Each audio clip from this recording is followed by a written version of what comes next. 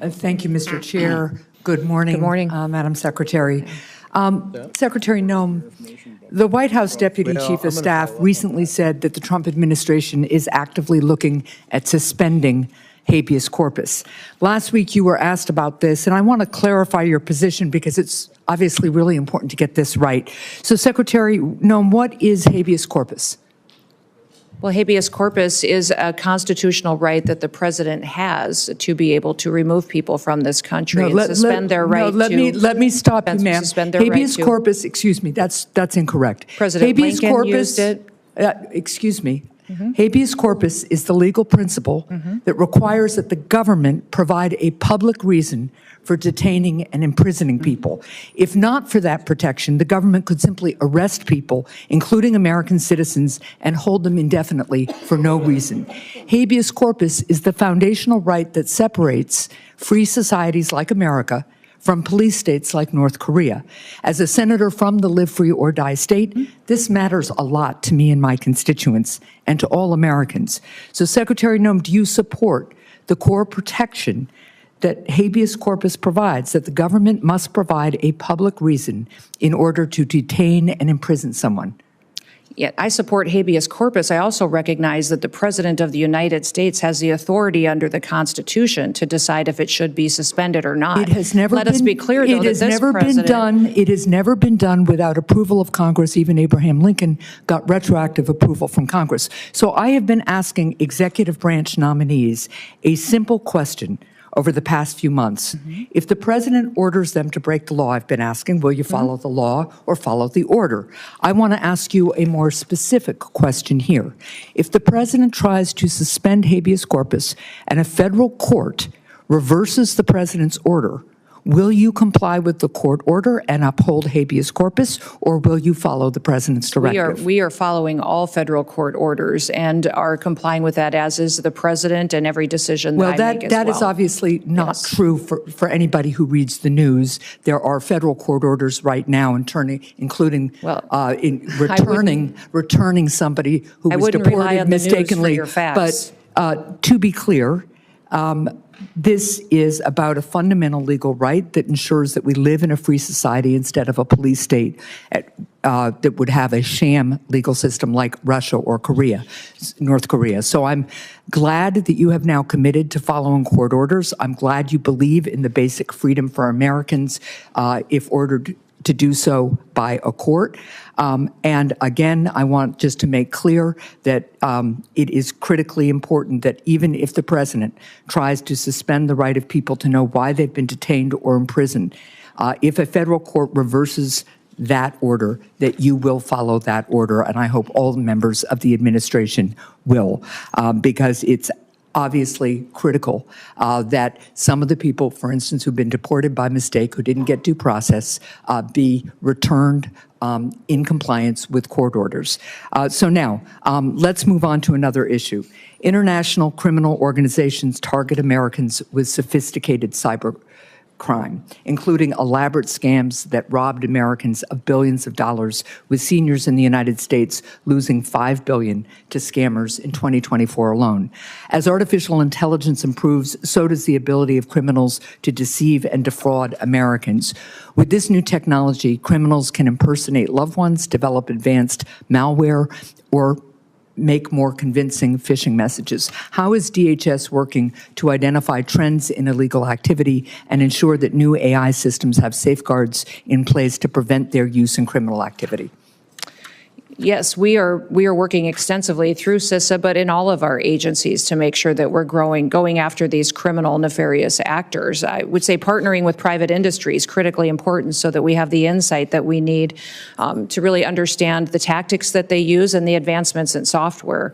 The AI ability that they have to adjust and to supersede some of our systems is incredible. And so investing in those systems is important, but also having the knowledge and bringing everybody to the table and breaking down the silos between our agencies and our intelligence agencies is important, so we all have the information that we need to get. Well, and that gets me to one final point and question here, because Senator Peters began to ask about it.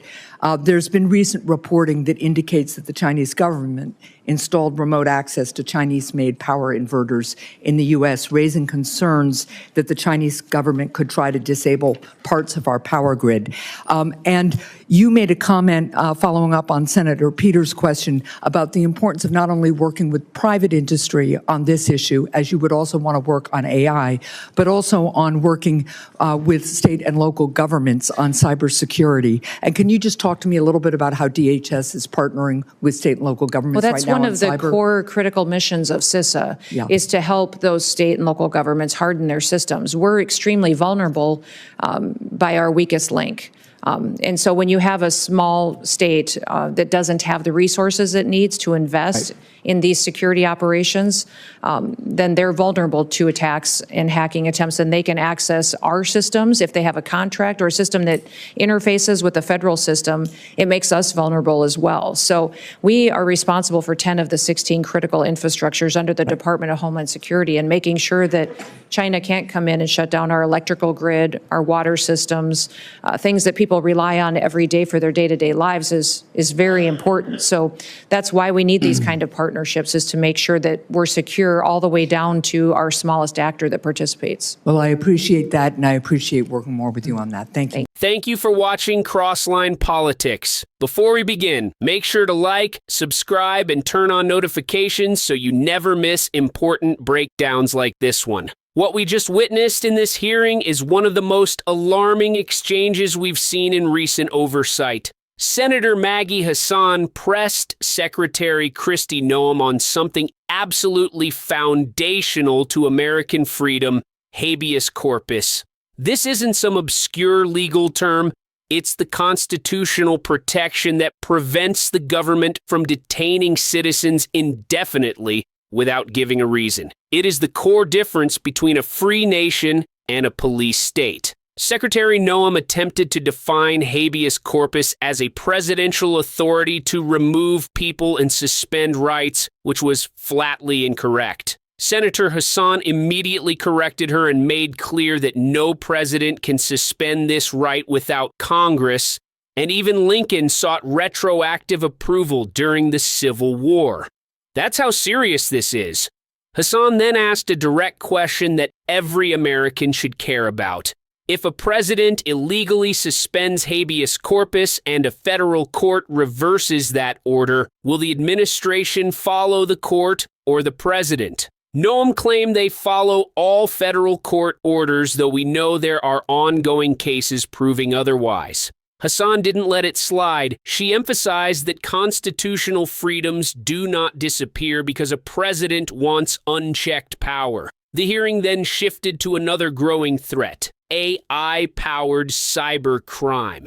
Senator Hassan highlighted the billions of dollars Americans, especially seniors, lost last year to advanced scams. She pressed for clarity on how DHS is tackling this new frontier of criminal activity. Secretary Noem pointed to partnerships with private industry and coordination across agencies. But Hassan made it clear that protecting Americans online must be a top priority as AI evolves. Finally, Hassan raised urgent concerns about Chinese-made power inverters containing remote access capabilities. If exploited, they could threaten parts of our electrical grid.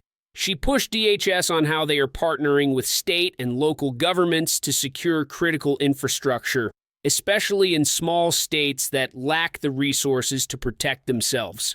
As a patriot, I stand firmly with Senator Hassan here, defending habeas corpus, strengthening cyber protections, and guarding our infrastructure from foreign threats are not partisan issues. They are American issues. Freedom means nothing if the government can detain you without cause. Security means nothing if hostile nations can flip a switch and shut down our power grid.